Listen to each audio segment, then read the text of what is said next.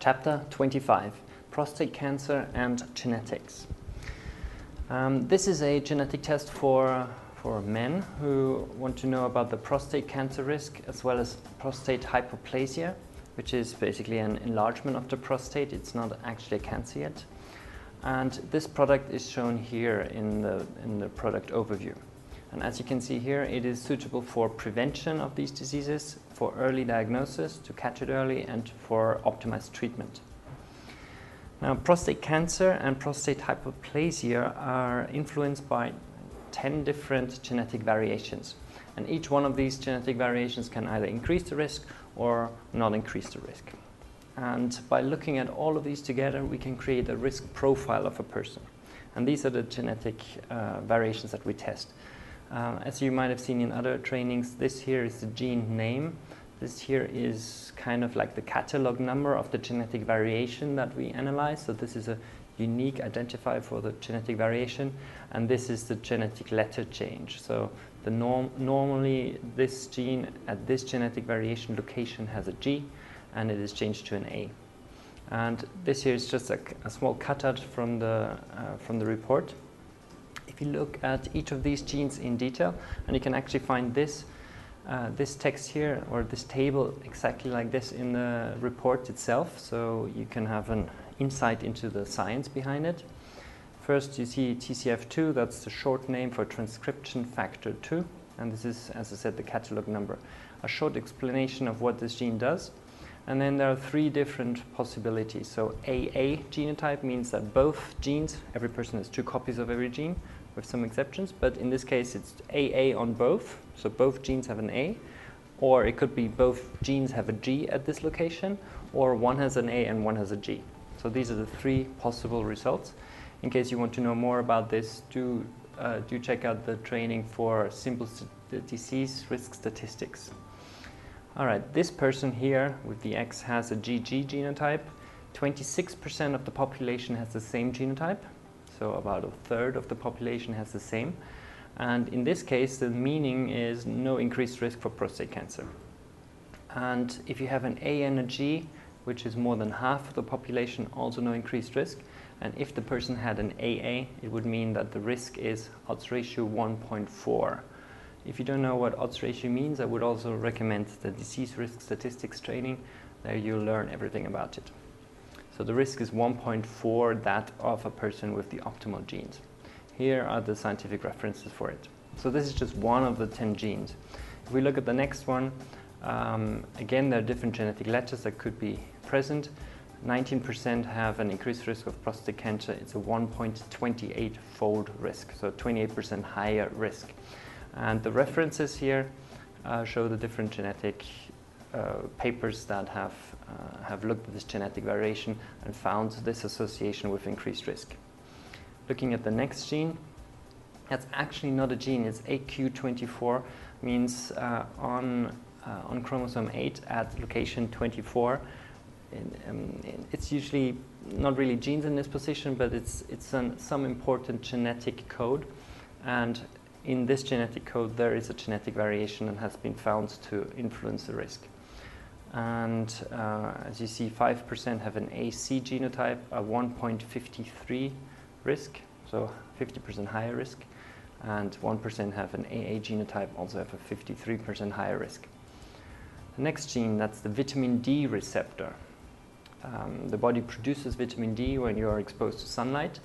And the vitamin D receptor is necessary to recognize this vitamin D, to let it establish its function. So 56% have 2 Cs in the vitamin D receptor gene and have no increased risk. 36% have a 1.11-fold risk, so 11% higher. And actually 8% have a very high risk, a 2.5, almost 2.5 times risk. So having a genetic variation in this receptor reduces the effect of vitamin D, and vitamin D deficiency is a critical risk factor for the development of cancer. All right, so these were just some examples. If you're interested, check out the report. There you can find this detailed information for every one of these 10 genes. And here you can see a summary. The optimal genetic profile, meaning that all 10 genes have the optimal genetic version of the genetic variation compared to the worst genetic profile. This has a relative risk of 1, and the highest risk has a relative risk of 359. So if we draw a line from low with an odds ratio of 1 to 359, any person will be anywhere in between here. And these genetic variations are not uncommon. So if you look at the general population, you will find that almost everyone has at least some of these genetic risks. Some people have more than the average and other people have less than the average, which means some people have a higher risk than the general population and other people actually have a protection. So the average risk, we know from studies, is an odds ratio of 6. So if you have an odds ratio of 6, you have the same risk as the general population. If it's higher, you have a higher risk, or lower, you actually have a protective effect. All right, and as I said, we have 3 functions: prevention, early detection, and better treatment for prostate cancer. So looking at the prevention side, there are a number of risk factors in your lifestyle or in a person's lifestyle that can increase the risk, and that should be avoided, especially if the genetic risk is high. So one of the prevention advice things that we would have in the prevention program is avoid high calories and high fat intake or animal products. Then you should practice regular exercise. This all reduces the risk of prostate cancer. Avoid alcohol as a risk factor. Follow a diet rich in vitamin D. Vitamin D can be produced, as I said, through sunlight on your skin, so do some outdoor activities, but vitamin D can also be taken in through the diet, especially in sea fish. It is quite common.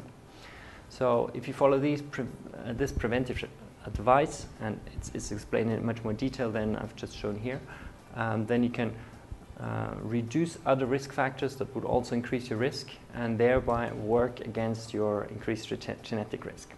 The next part is early detection, and this goes for all cancers. If it's detected very early on, it's usually very well treatable. If it's detected too late, it has already metastasized, which means that the cancer has spread and has started to invade other tissues. So early detection is critically important.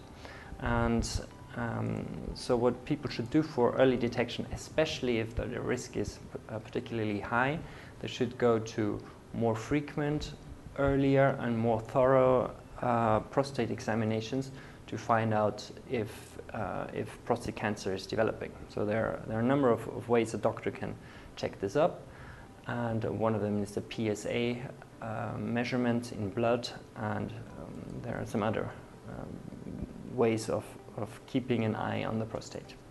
And you should also be aware of the symptoms of prostate enlargement so that you can detect it early and get immediate treatment. So not that it takes years for you to finally go to a urologist to look at the problems, but you should be aware of the symptoms. And if any of these symptoms show that there might be the onset of prostate cancer, you can get immediate treatment, and as I said, that is usually very effective. So we do our best to prevent it. We then make sure, especially in high-risk cases, that we find it early if it ever develops. Obviously, the aim is not to let it develop, but if it does, we can detect it early. And then we have improved treatment. There is a training on the pharmacogenetics part, so how drugs are metabolized, how they work, and how they might not work or cause side effects. We have certain genes, and these genes break down a certain drug. So one drug, which might be a chemotherapy drug, is metabolized by one gene. And if this gene is deactivated by some genetic variations, then the chemotherapy drug might not work, or it might cause very severe side effects. So what we can do is we test these number of genes, and then we can look at anti-cancer drugs, anything to do with cancer, not just chemotherapy, but all surrounding drugs as well. And then we can see how fast they're broken down. And you will see this kind of table. These are the different substances. This is the effect. So this drug will have normal effect. Some people have a slightly higher effect because their drugs might be activated more quickly. Then the breakdown is different. So for some people it's 100%, or for some drugs, some it's 95%.